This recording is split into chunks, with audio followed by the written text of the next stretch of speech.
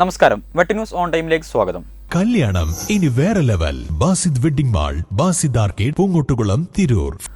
മലപ്പുറം വളാഞ്ചേരിയിലെ നിപ്പ ബാധിതയുടെ സമ്പർക്ക പട്ടികയിൽ ഉൾപ്പെട്ട 8 പേരുടെ പരിശോധനാ ഫലം കൂടി നെഗറ്റീവായതായി ആരോഗ്യവകുപ്പ് മന്ത്രി വീണ ജോർജ് അറിയിച്ചു. ഇതോടെ ആകെ നെഗറ്റീവ് ആയവരുടെ എണ്ണം 25 ആയി. Trendy and customise collection, best in budget. Theyyam പാട്ടിൽ പോലൊരു ഓപ്ഷൻ വേറെ ഇല്ല. ഇന്നലെ 37 പേരെ പുതുതായി സമ്പർക്ക പട്ടികയിൽ ഉൾപ്പെടുത്തി. പെരിന്തൽമണ്ണ ആശുപത്രിയുമായി ബന്ധപ്പെട്ട എല്ലാവരെയും പ്രാഥമിക സമ്പർക്കത്തിൽപ്പെട്ടവരാണ്. ഇതോടെ ആകെ 94 പേരാണ് സമ്പർക്ക പട്ടികയിലുള്ളത്. ഇവരിൽ ഹൈറിസ്ക് വിഭാഗത്തിൽ 53 പേരുമാണുള്ളത്. മലപ്പുറം ജില്ലയിൽ നിന്നുള്ള 40 പേർ, പാലക്കാട് 11, എറണാകുളം, കോഴിക്കോട് ജില്ലയിൽ ഓരോരുത്തർ വീതവുമാണ് ഉൾപ്പെട്ടിട്ടുള്ളത്. 41 പേർ ലോ റിസ്ക് വിഭാഗത്തിലുമാണ്. പോസിറ്റീവായി ചികിത്സയിലുള്ള വ്യക്തിക്ക് വെള്ളിയാഴ്ച ഒരു ഡോസ് മോണോക്ലോറൽ ആന്റിബോഡി നൽകിയിരുന്നു. തുടർന്ന് ഇന്നലെ ഒരു ഡോസ് കൂടി നൽകിയിരുന്നു. നിലവിൽ രോഗി ഗുരുതരാവസ്ഥയിൽ തുടരുകയാണ്. ആകെ 6 പേരാണ് ഇപ്പോൾ ചികിത്സയിലുള്ളത്.